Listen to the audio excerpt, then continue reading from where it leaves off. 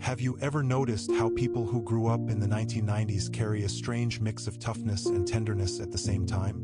There's something strange about you. You adapt quickly. You stay calm in chaos. You remember a slower world, but you live in a faster one. Here's the paradox. People assume you're nostalgic because you miss the past. But the truth is, you don't miss the past. You miss how it felt to be human before everything became loud, urgent, and online. You're told your generation is resilient, independent, low maintenance, and you are. But what no one talks about is why.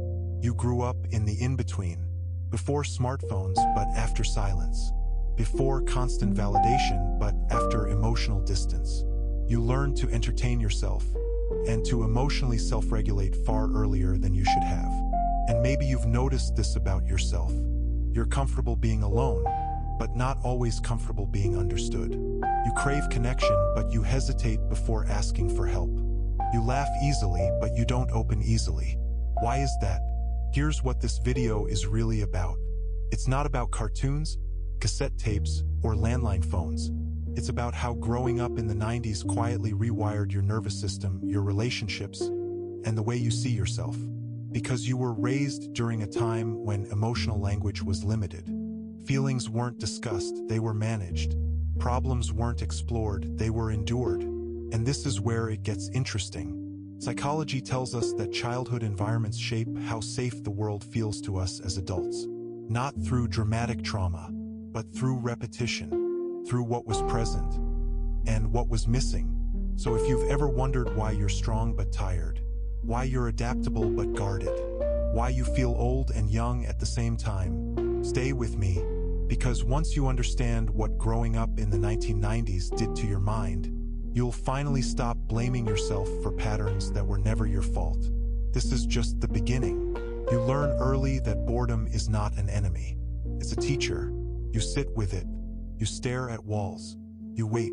And without realizing it, your brain learns something most people never do. Silence is not emptiness. It's control. But here's the thing. That same silence teaches you to keep things inside. In the 1990s, emotional expression isn't encouraged, it's tolerated. You're told to be fine, to deal with it, to go outside. And so you do. Psychologists call this emotional self-reliance.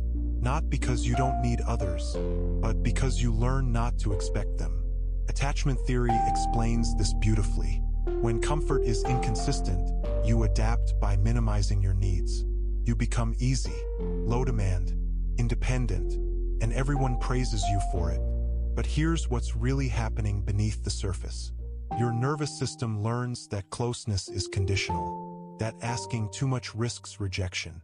So you become an expert at not asking. You laugh things off. You say it's nothing. You handle it yourself. And maybe you don't even notice how often you do this, until someone finally asks, "Are you okay?" And your mind goes blank, because no one ever taught you how to answer that question honestly. You grow up watching adults struggle quietly. Stress is normalized. Emotional exhaustion is invisible. And love is shown through provision, not presence. So you learn to measure worth by usefulness, by being helpful, by not being a burden. But here's what's fascinating. This doesn't make you cold. It makes you deeply perceptive. Mirror neuron research shows that people raised in emotionally subtle environments become highly sensitive to tone, mood, and micro-expressions. You don't just hear words, you feel undercurrents. You sense tension before it's spoken. You read rooms effortlessly. You notice what's off. And maybe that's why you feel tired after social interactions. Because you're always listening beneath the conversation. And this is where it gets complex. The very skills that helped you survive childhood become the ones that complicate adulthood. Because when you're always the strong one, who holds you? And maybe that question has been quietly following you for years, even if you've never said it out loud. You grow up without an audience. No likes, no comments, no constant proof that you matter. And here's the contradiction. That should make you insecure. But instead, it makes you grounded. Your sense of self forms in private, through imagination, through trial and error. through moments no one sees. Psychologists call this intrinsic identity formation. You learn who you are without immediate feedback. You don't perform, you become. But here's the truth. That quiet foundation comes with a cost. When the world suddenly becomes loud, when social media arrives, when comparison becomes constant, your nervous system feels overwhelmed because your brain isn't wired for perpetual evaluation. You notice this in subtle ways. You hesitate before posting. You overthink messages. You feel exposed sharing personal moments online. Not because you're antisocial, but because intimacy used to be selective. In the 90s, connection requires effort. You show up, you wait, you commit to the moment. So your brain links closeness with presence, not accessibility. And this is where it gets interesting. Research on dopamine and reward cycles shows that people who grow up without instant gratification develop stronger impulse control, but lower tolerance for shallow stimulation. Translation: you get bored easily, but only with things that don't mean anything. You crave depth, real conversations, unfiltered laughter, silences that don't need to be filled. But here's the truth. It also wires you to expect life to move slowly and to feel uneasy when it doesn't. So when everything becomes instant, messages, news, opinions, access, your nervous system never fully catches up. You feel it as restlessness, as mental fatigue, as a constant low-level pressure you can't name. And this is where it gets complex. Your brain grew up in a world with natural pauses. Downtime wasn't a luxury, it was built in. Those pauses allowed emotions to rise, peak, and settle. Modern life doesn't offer that. It interrupts everything. So you become someone who craves stillness, but lives inside motion. You notice this in relationships too. You value consistency over intensity. You trust patterns, not promises. You'd rather have someone show up quietly than impress you loudly. That's not low standards. That's psychological calibration. Attachment research shows that predictability creates safety, and your childhood teaches you that reliability is love. So when someone is emotionally erratic, hot one day, distant the next, your body reacts before your mind does. You don't argue, you withdraw, not because you don't care, but because chaos feels familiar, and you refuse to live in it again. But here's what's fascinating. This makes you deeply loyal. When you commit, because connection to you is not disposable. And maybe that's why breakups hit you differently. You don't fall apart loudly. You go quiet. You grieve privately. Because in your world, pain has always been something you carry alone. And maybe no one ever told you this. But that doesn't mean you're emotionally closed. It means you were trained to endure. And endurance, while powerful, is not the same as healing. That realization changes everything. You grow up watching adults hold it together. Not heal, not process, just hold it together. Stress is silent. Fatigue is normalized. Emotions are managed, not explored. And without anyone saying it directly, you absorb the message. Feel later. Function now. This becomes your default setting. Psychologists call this functional coping. It's effective, keeps life moving, but it comes at a psychological cost. Because emotions don't disappear when ignored. They wait. And this is where it gets interesting. You become incredibly good in crises. Calm, focused, reliable. People lean on you when things fall apart. But in still moments, when there's nothing urgent to fix, your mind suddenly gets loud. Old feelings surface. Unprocessed grief. Unnamed disappointments. Questions you've postponed for years. And maybe you've noticed this pattern. You stay busy. You keep moving. You distract yourself not out of avoidance, but out of habit. Here's the truth. Your nervous system associates rest with vulnerability. Because slowing down once meant feeling everything at once. Trauma research explains this as delayed emotional processing. When there's no safe space to feel, the body stores the emotion until it believes it's safe enough to release it. So you might experience it as sudden exhaustion, as emotional waves that come out of nowhere, as moments where a song, a smell, or a memory hits harder than it should, and maybe you've judged yourself for that. Thought you were too sensitive or stuck in the past. But here's what's really happening. Your body is asking for completion, and this is where it gets complex. Because growing up in the 90s often means you were given responsibility early.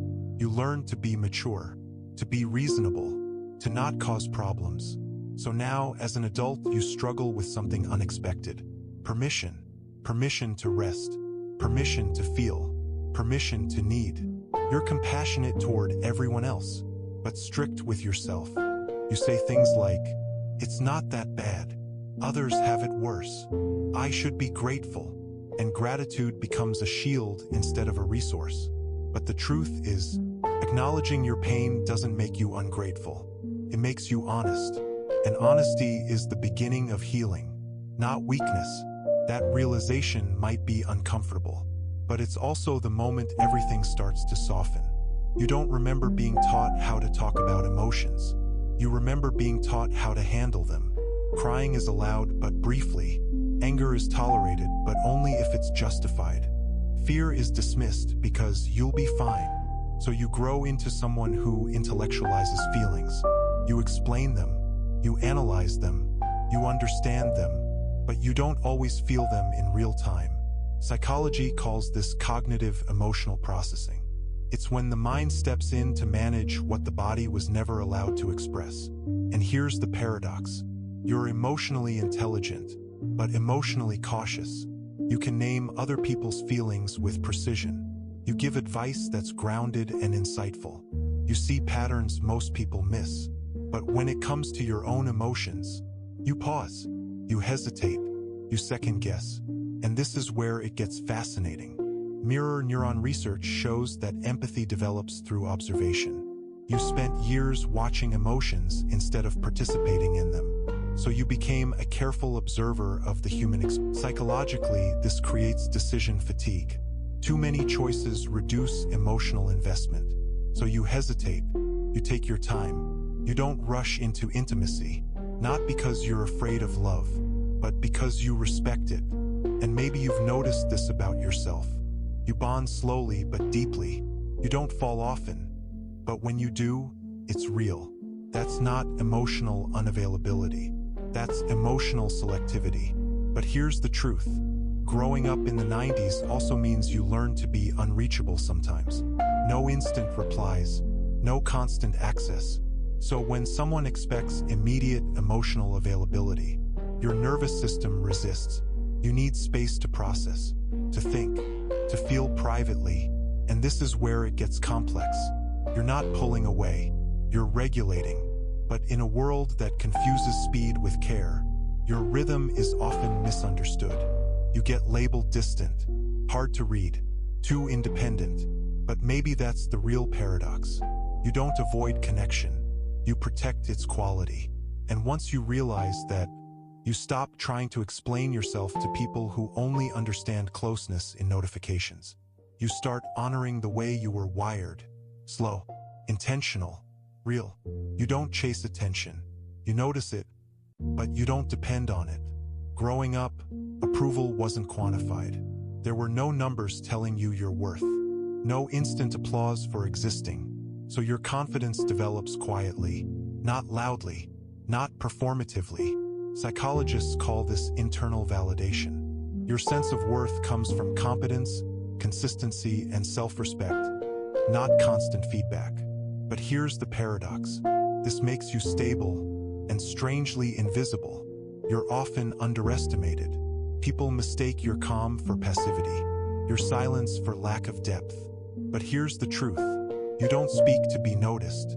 You speak when there's something worth saying. And this is where it gets interesting. Research on self-esteem shows that people who grow up without constant evaluation are less reactive to criticism, but more affected by meaningful rejection. So you shrug off shallow judgment, but betrayal cuts deep. Because to you, trust is sacred, not casual, not easily replaced. You also have a unique relationship with achievement. You work hard, but you don't always celebrate publicly. You move on quickly. You ask, what's next? Instead of, did you see that? Not because you don't care, but because accomplishment was never about attention. And maybe you felt this disconnect, that pressure to brand yourself, to promote your life, to turn existence into content. Feels unnatural, exposing, because privacy to you is not secrecy, it's dignity. And this is where it gets complex. You sometimes struggle to advocate for yourself, to ask for recognition, to say, I deserve more, not because you doubt your worth, but because your worth was never meant to be negotiated. Attachment research links this to earned security. You trust yourself, even when the world doesn't validate you. But here's what's fascinating. This quiet self-trust is resilient. It survives failure. It outlasts trends. It doesn't collapse under comparison. So when you feel out of place in a culture obsessed with visibility, remember this: you weren't raised to be seen by everyone. You were raised to be solid. And solidity doesn't need an audience to exist. You carry memory differently, not as highlights, but as atmosphere. A sound can take you back. A smell can undo you. A song can collapse time. And here's the paradox. You don't think about the past constantly, but it lives in you. Neuroscience explains this through context-dependent memory. When experiences are embodied, lived without distraction, they're stored with sensory and emotional depth. You didn't multitask your childhood. You inhabited it. So memories aren't just thoughts.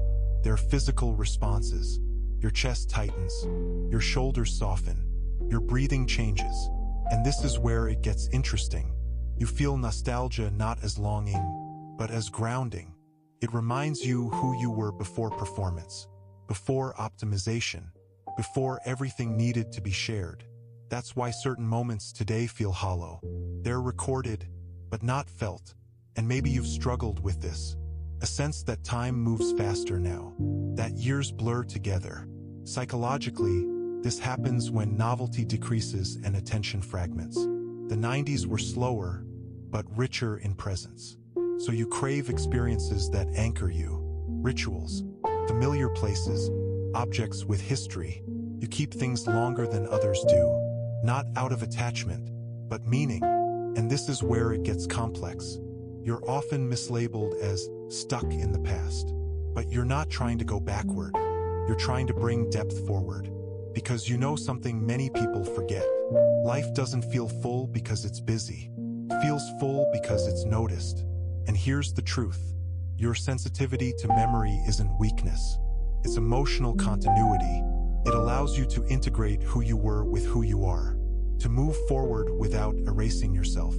So when you pause, when you reflect, when you feel something deeply and can't explain why, that's not regression, that's integration.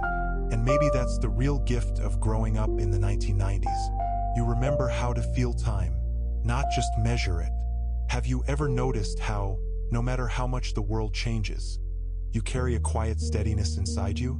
We started with that strange mix, toughness and tenderness, resilience and softness. And now you can see why it was never a contradiction. You were shaped by a world that asked you to adapt without constantly explaining itself. A world that moved slower, felt heavier, and left more room to think. So you became someone who can hold complexity. You can sit with discomfort. You can tolerate silence. You can stay present when things aren't resolved yet. And here's the truth. None of that makes you outdated. It makes you grounded. The psychology behind this runs deeper than generational labels. Your nervous system learned regulation before stimulation. Your identity formed before performance. Your values emerged before metrics. So when you feel out of sync with modern life, it's not because you can't keep up. It's because you know another way to be human. And